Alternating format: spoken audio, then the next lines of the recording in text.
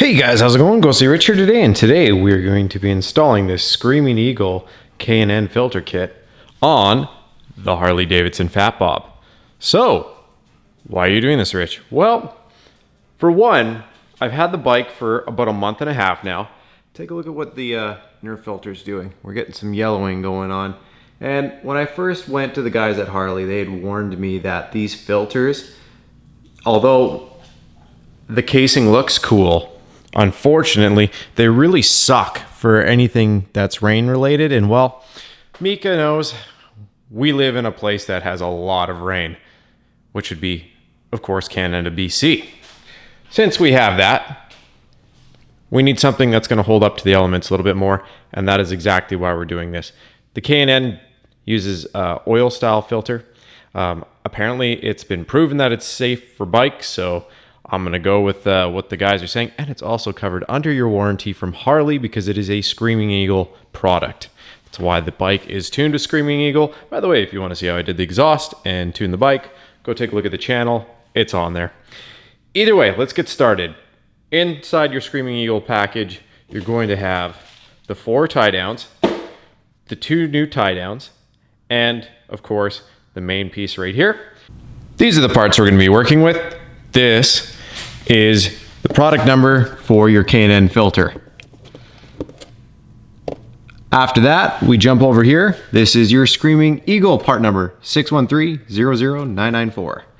And it's got the 4 nice bolts, the front cover, and the 2 new latches, which we'll show you that once we go to hook it on. First, let's remove the old one. Let's go ahead and remove this. Make sure you're on off. You have an 1/8 Allen key on there, so 1/8. Go ahead and unscrew this bad boy.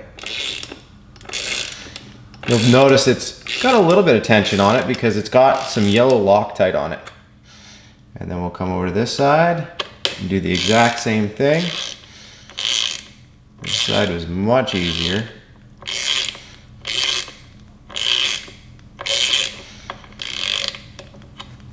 See if I can get this off and do it by hand.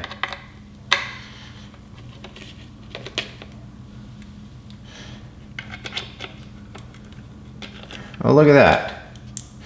The number plate comes off. And look at that, we got 2 more to take out now. The next one is a 5/32.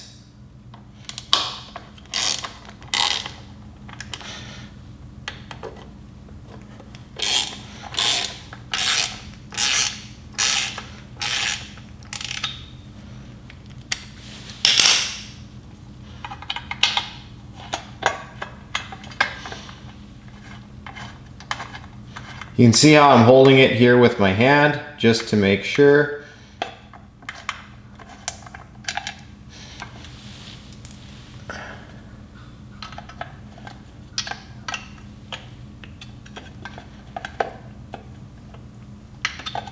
Oop.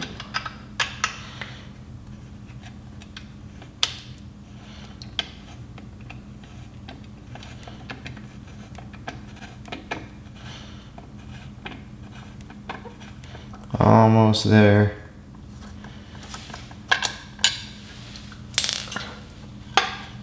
And we'll just pop this out of the way.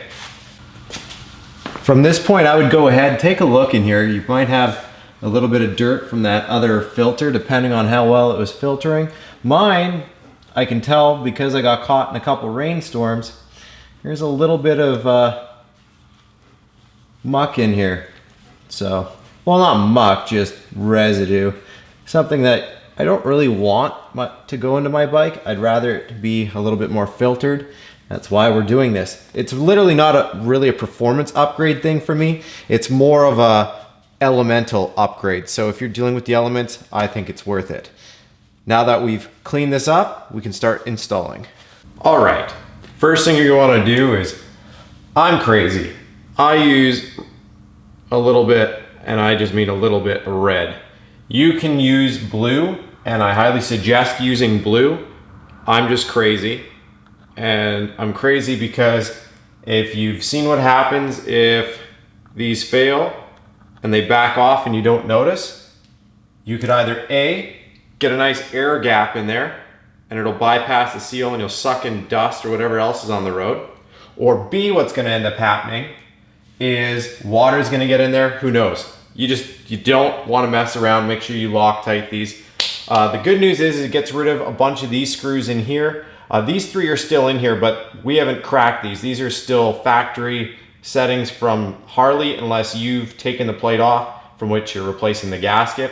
That's up to you. I'm not doing that because this bike's way too new to do that. If you're gonna do that, make sure you pop these puppies off and then you can replace the gasket in between. When you put these on, red or blue Loctite, and I think it's 22 to 24 foot-pounds on those bolts. Anyways, make sure the Harley emblem is aiming up. Go ahead and slap that right there. Take your Screamin Eagle piece, put it right here. Make sure it's going to look how you like it. Now you'll notice that there's 2 brackets like this and one has a notch. This is the non-notched one. This one comes up top and just slips in right here. From here, if you want, you can line up a couple of those screws just so this is not going to fall while we're doing it. Next, you need an 8mm socket and just lightly screw it in. You don't want to, of course, cross thread. It should go in smooth like butter. Just like that. And then again. And also, don't put any tension on these yet. Like just a couple threads so it doesn't fall. And the only reason why I'm telling you don't go too crazy yet is because when we put the bottom one on, it's gonna clamp on the bottom as well. So, there's our notch. Since this one has the notch, we know this one goes at the bottom because you'll have this little sensor down here and it's going to button up right next to that sensor. And then this is gonna sit just like this. Next thing to do, line it up once again. And again, we might have to loosen off these top ones to get the bottom ones in now. There we go. Almost. Maybe a little more.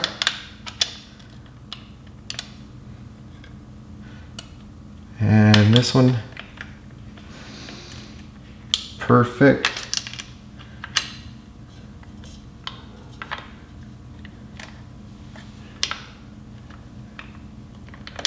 There we go. All right, got one of those in. Get this last bottom one in.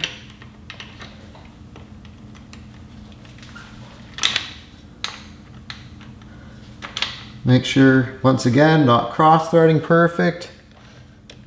And let's just snug these guys down for a second, and then we're gonna throw some torque spec on it.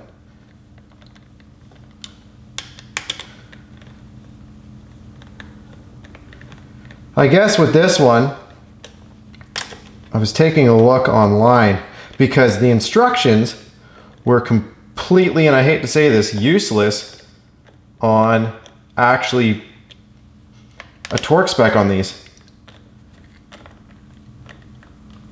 It said it gives you the install of if you use a different cover or something. It was definitely not right. So what I'm gonna do anyways is I've snugged them up, and one of the torque specs in there, which I'm gonna try first and see if it's enough for my liking, was 60 inch-pounds.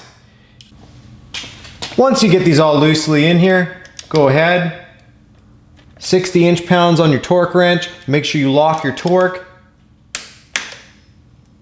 That's good. That's good. Actually, you can even come up here.